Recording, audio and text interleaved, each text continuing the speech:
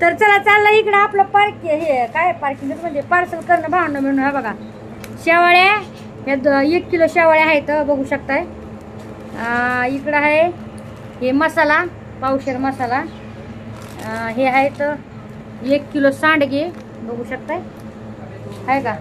आणि हे इकडं आहे, हे बघा हे पण आहे का. हे असे 2 पार्सल हे मुंबईला चालले तर हे बघा. हे पण 1 किलो शेवाळ्या आहेत, त्याच्यात पावशेर मसाला आहे, 1 किलो येसवर आहे, मिरची आहे पावशेर. तर हे पार्सल कोणाचं आहे माहिती आहे का.